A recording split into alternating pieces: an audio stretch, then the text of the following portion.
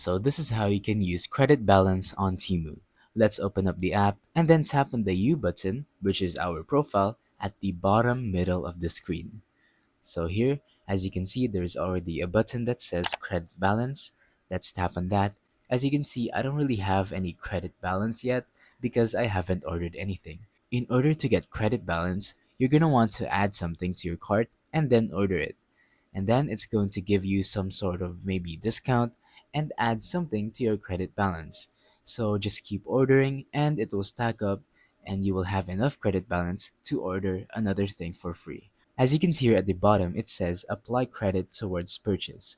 So we can go on ahead and use our credit balance if we have enough, and then add to cart any one of these that we like.